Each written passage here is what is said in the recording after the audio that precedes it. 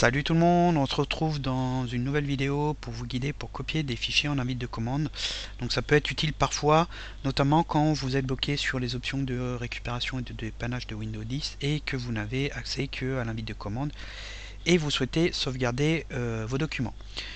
A ce titre, je rappelle qu'il y a une page sur le site qui explique comment récupérer ces données quand Windows 10 est planté. Il y a plusieurs solutions qui sont données, dont une qui est avec les options de récupération sous la forme d'une vidéo que je vous mettrai en lien en haut à droite, parce qu'il y a des petites astuces qui vous permettent quand même d'avoir la possibilité d'avoir graphiquement accès à vos dossiers et de les copier, ce qui est beaucoup plus simple que de passer des commandes en invite de commande. Et puis il y a aussi la solution des live CD de secours, dont le live CD Ubuntu et aussi Malécal qui donne, comme on peut le voir, accès à l'explorateur de fichiers graphiques, ce qui est aussi beaucoup plus simple pour copier vos données. Mais bon, dans certains cas, on peut avoir la nécessité de copier les fichiers en invite de commande. Et on va voir dans cette vidéo comment faire, notamment à travers deux commandes qui s'appellent copy et xcopy. Et donc dans cette vidéo, le but ça va être de transférer, de copier les fichiers qui se trouvent dans ces super dossiers, donc qui est ici.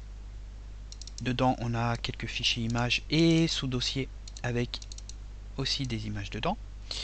Et le but, ça va être de les envoyer vers le F, sauvegarde données. Donc F, c'est le dossier qui est là, qui est vide bien entendu. Et donc, le but, ça sera de récupérer tout ce qui est dans super dossier vers F, super dossier. Alors, il y a deux commandes, comme je vous ai dit, copy, xcopy. Alors, quelles sont les différences entre ces deux commandes? Copy permet de copier les fichiers qui se trouvent dans un dossier vers une destination. Il ne va pas, je répète, il ne va pas copier les sous-dossiers.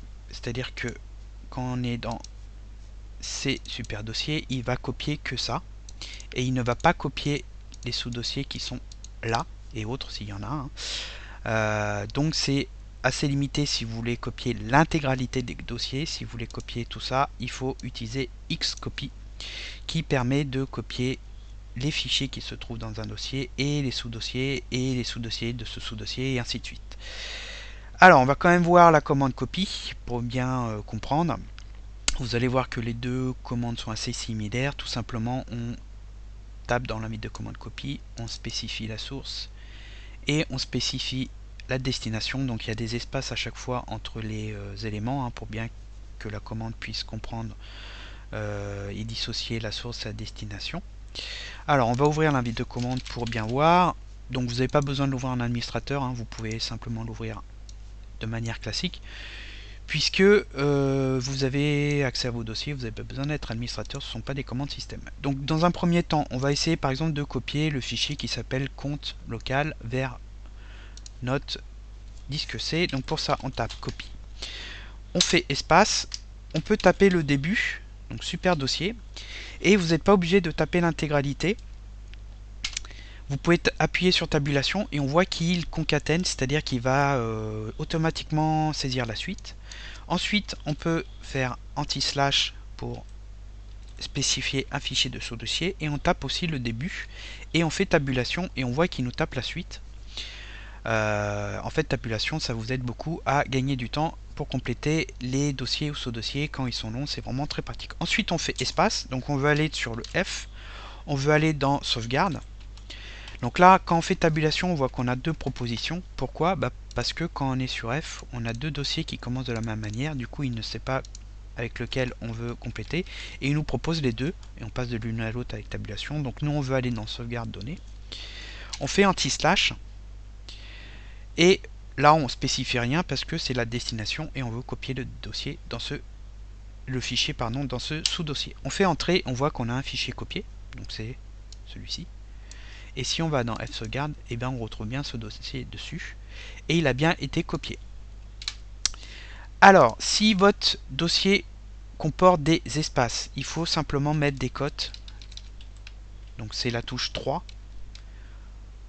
au début et à la fin. Alors on peut le faire quand il n'y a pas d'espace, ça ne pose pas de problème, mais s'il y a des espaces, il faut impérativement le faire, tout simplement pour indiquer le dossier au complet, parce que s'il y a des espaces, il va croire que c'est la destination, il va s'en mêler, il ne saura plus si c'est la source ou la destination.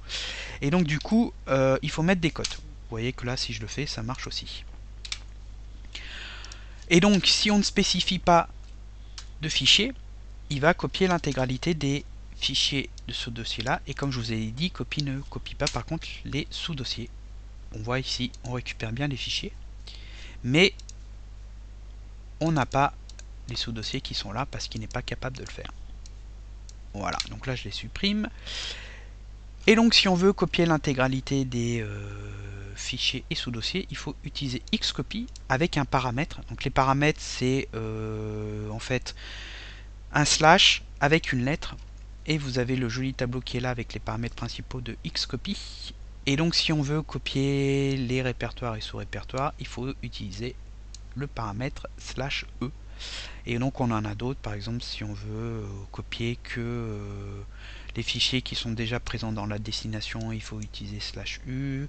Si on veut afficher les fichiers à copier, on utilise /l, etc., etc. Bon bref, il faut lire le tableau et utiliser les options selon ce que l'on veut faire, ce qui permet d'étendre les fonctionnalités de la commande copie. Donc là, bah, c'est pas très compliqué, on utilise Xcopy, c'est exactement pareil. Donc s'il y a des espaces, il faut mettre des cotes, moi j'en ai pas, donc c'est pas la peine. On veut copier tout le contenu de super dossier vers F super dossier. Oups, j'ai oublié de taper le début de sauvegarde, pardon. Hop, voilà. Et ensuite, on met un espace /e puisqu'on veut copier l'intégralité. Et là, paf, on voit que il y a ce sous-dossier autre dossier et ce sous-dossier super dossier qui est copié. Et si on va dans le F sauvegarde, on récupère bien tout ce beau monde. Alors je vous la refais au ralenti pour qu'on les voit arriver. Et là, hop, on voit le monde qui arrive. Alors que si on n'utilise pas l'option E, donc là vous voyez je retape la commande et je supprime l'option E, et ben on a moins de choses qui est copié et ça fait exactement pareil que copier, on ne récupère pas les deux sous-dossiers. Donc comme vous pouvez le voir, c'est pas très compliqué, c'est toujours pareil, c'est source destination, il faut bien taper les dossiers et lettres sans faute. Une lettre c'est C2 anti-slash suivi du dossier, anti-slash le nom du fichier ou le sous-dossier à copier et E.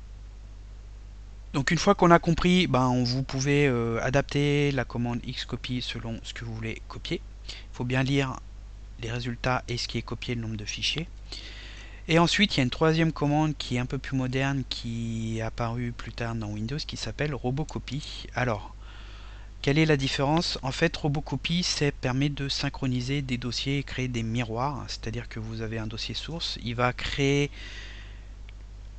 un dossier de destination exactement pareil, mais surtout quand vous relancez la commande Robocopy, il va copier que les fichiers qui ont été modifiés dans la source vers la destination, ce qui permet de gagner du temps, surtout quand vous avez des volumes de dossiers importants. Et donc ça permet plus ou moins de faire des sauvegardes, simplement vous n'avez pas les versions de fichiers, puisque quand vous réutilisez la commande copie, vous aurez en destination que le fichier, le dernier fichier modifié, la dernière version. Et il permet aussi de créer un fichier journal, un fichier log, c'est-à-dire un fichier texte, avec le contenu des fichiers copiés, s'il y a des erreurs, etc. Donc là, il y a une page et un tuto sur le site. Je ne reviendrai pas dessus, éventuellement je ferai une vidéo. Et sinon, en graphique, vous avez des logiciels de synchronisation de données qui fonctionnent exactement pareil que Robocopy et qui font donc des synchronisations de dossiers entre la source et la destination. Et le plus, disons, connu, le plus utilisé en gratuit, vous avez ThinkBack SE. Et là, pareil, vous avez un super tuto sur le site avec toutes les explications, les exemples, et lui permet d'avoir les dernières versions de fichiers ou d'avoir des versions de fichiers si vous voulez faire des sauvegardes. Ça dépend en fait ce que vous voulez faire, puisque vous avez des systèmes de synchronisation de miroirs, de sauvegarde. Le tuto explique toutes les différences, parce qu'on peut avoir des copies bidirectionnelles ou que dans un sens.